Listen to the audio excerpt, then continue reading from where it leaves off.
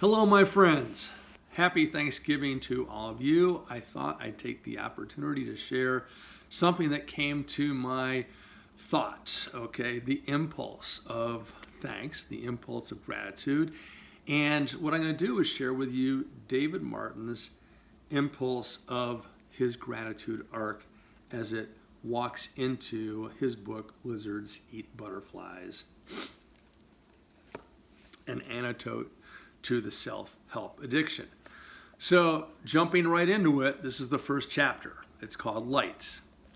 I received a phone call from Robert Printable as he was in the midst of his cancer treatment in Thailand. David, he stated, his voice conveying the exhaustion he felt, I think I'm going to die soon. That's great, I replied in proportionately inappropriate tone. You're the worst friend a guy could have. What makes it great? He probed. Well, I began at your 70th birthday party. I got to meet so many of your amazing friends and had such a great time that I figure even more cool people will show up for your funeral. Robert laughed, his spirits obviously lifting from the sullen swamp into which they had tumbled. Plus, I continued, we haven't finished our book. Book? He snapped. I didn't know we were writing a book. That's because we haven't started it yet, I responded. So what are we writing? He mused, taking the bait. We're going to update Plato's Republic in modern conversation, I responded. That's a great idea. Let's start when I get back from Thailand. Each weekend until 2 weeks before his passing, Robert and I would engage in conversations, sometimes just the two of us, and sometimes with Bernadette, Robert's wife, and Kim, my wife, regarding the essence of living. These conversations were witnessed at times by Sarah Hatcher, who transcribed the recorded ones. Shanti Clements and Peter Hogard Olson, all who added their perspectives into the dialogue Robert and I shared. Now, Sarah Hatcher goes by the nickname Hatchie. She happened to show up at the Church of Glad Tidings for the inaugural screening, the premiere of David's movie, American Revolution. She is a hoot. So it's so great that okay, I've been reading this and oh my gosh, I've met this person. How fun is that? Sitting around the dining table on the 4th of June, 2017, in Fairlight, New South Wales, overlooking the Manly coast, we finished Robert's book. His book and life came to a close, and my task began. I could say that I started writing this book on the 12th of November, 2017, as I crossed the equator on United 99 from Melbourne to Los Angeles. In truth, I waited to start writing until I had found a peace of mind for which I had been waiting my entire life. Kim Martin, the consummate partner for fully living, has created a space in my being that allows my thoughts to focus on life rather than rationalizing my attempts to survive.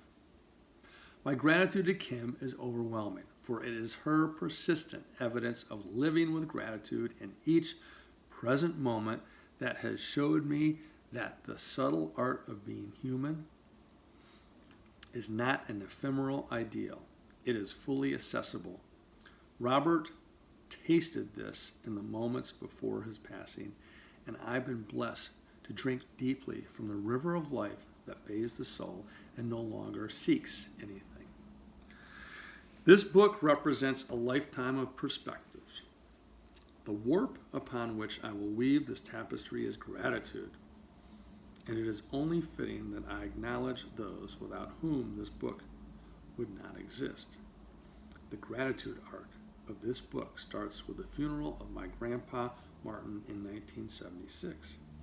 At his funeral at New Holland Mennonite Church, I remember sitting in the pew singing one of his favorite hymns.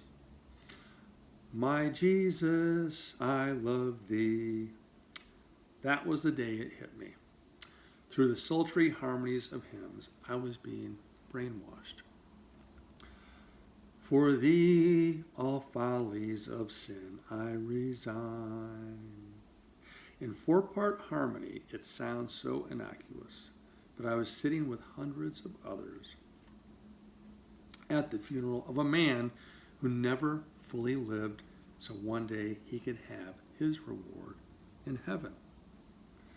I love thee, for thou hast first loved me. Really? How on earth could I justify what life had dealt me with an abstract illusion entitled to my love for illusion I was told was true? As I dropped a rose on his lower casket as it entered the farmland that had sustained the Martin family in Pennsylvania since the early 1700s, I knew I would never fit the box. Robert and I spoke of this enculturated epistemological trap many times. Recite that you're a sinner. Recite that something unverifiably out there is the adjudicator of right and wrong, and represents an aspirational ideal beyond mortal access, and voila, you've denigrated humanity to servitude.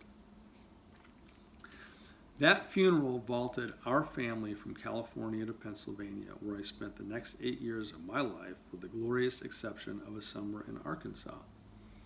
I'm grateful for the dozens of churches that littered my adolescence, each insisting on their truth by diminishing humanity and the perspectives of others. I'm grateful for the relentless criticism of dogma, doctrine, and exposition that marked every Sunday, many Wednesday evenings, and each night's devotions. Listening to the cacophony of right when none was in coherence gave me a chance to discern my path, a road far less traveled.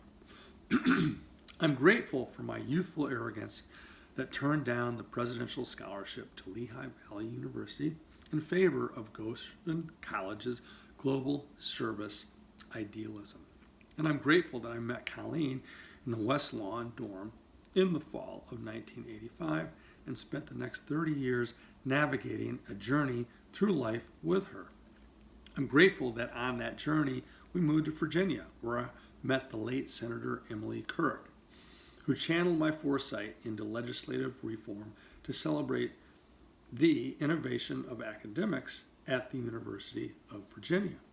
I'm grateful that this mission I occasioned to meet Morgan Percy, who then introduced me to John Peterson, who put my foresight onto the global stage through the Arlington Institute, which is where myself and many people got together in late July to listen to David's presentation at the Arlington Institute.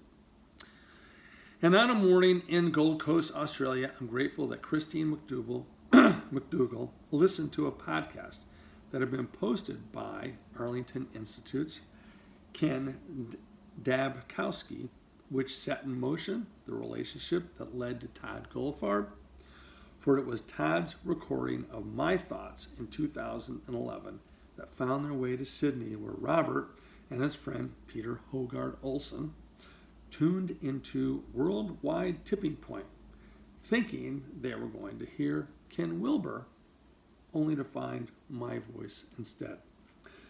And upon hearing my podcast, Peter and Robert sat together and wrote the note that animated Robert and my friendship. Oh, and let's remember, but for Christine's relentless efforts to get integral accounting discussed in Australia, mission that became a shared one with Robert, Peter, Bernadette, and many others, I wouldn't have met Julio de Lafitte and the Unstoppables. I wouldn't have gone to Antarctica. I wouldn't have been on Deception Island on February 2nd, 2015, and I wouldn't have met the inestimable Kim Martin, who was entirely responsible for affording me the confidence of being me. the luxury of being at peace, and the love that provides space for genuine contemplation.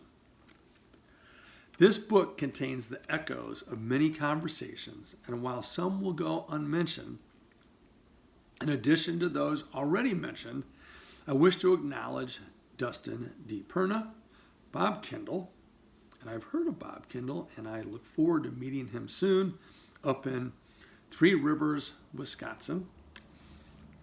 Teresa Arick, Lorraine Mill, John Doral Rue, Amanda Gore, who I will get to meet in January, coming over from Australia, Leo Burke, Jan de Dude, Lisette Sweetmaker, Edward West, Peter Foray, David Pratt, my wonderful children, Katie and Zachary, and most recently, Sienna, Elizabeth Lindsay, Michael Richardson Bourne, Tony Weller, Steve Trevino, Chip Duncan, Ken Wilbur, Cyrus the Great, Frank Vitolo, Plato, Socrates, Pope Innocent III, oh boy, have we heard a lot about him, Gregory Bateson, of which I'm reading his book, Buckminster Fuller, Karl Popper, which I just got another book, it's thick, the Council of Nicaea, Sun Wukong, and Zoroaster. More importantly, I acknowledge every whisper, thought, and echo from all those who have unleashed their certitude about the capacity of humanity, whose names and likenesses have been erased in the inertial friction of dominant, repressive social order. Your form and identity may have been forgotten, but as matter and energy cannot be created or destroyed. I acknowledge that the thoughts and perspectives herein are not mine. I merely had, in a moment, the opportunity to synthesize the wisdom held by so many to slow them into written form. Lizards Eat Butterflies follows the structure of Plato's Republic by design. While much of the modernity seeks to idolize the Greek philosopher's discourse, the animating context for Plato's work is seldom critiqued. As Robert and I discussed this, we became increasingly aware of the insidious consequence of this callous assent to the unconsidered milieu for the Republic. The Greek conversation was devoid of explicit critiques on what it meant to be fully human. The book you're holding has been considered. After the first draft was written, I had the honor of reading it to Amanda Gore, Lorraine Mill, and Kim. After that first pass, it was edited and critiqued by Nicholas Wales, Amanda Gore several times, Sarah Hatcher, Dustin DiPerna, Carrie Dugan, Natalia Rose, Sasha Stone, Philip Olson, Art Murray, David Cutler, William Wisman, Bruce Wright, Dan Goldstein, Kenny Polcari, Edward West, Sandy Brown, Christian Nagel, and Queen Fan Wu. While the lizard on the cover represents the tangible work of my beautiful wife, Kim Martin, the entirety of this book is a tribute to her life and love. In all my writings before this book, I struggled to overcome the dissonance of knowing that I was propping up an illusion in my life. With patience and love, Kim has made a home from which I can contemplate, consider, and communicate what deeply matters to me and share it with you. Her passion for exploring human potential, what it means to fully live, has become our shared vision. For her resolute confidence, tireless encouragement, Spartan bluntness, and passionate love, I'm eternally grateful. So, with that, I encourage anyone who hasn't attained this book or the Audible to get it and to read it. I think you will enjoy it. I am grateful. I am thankful for having the opportunity of meeting and participating with Kim and David Martin. and continuing this journey into fully living every day. Thank you.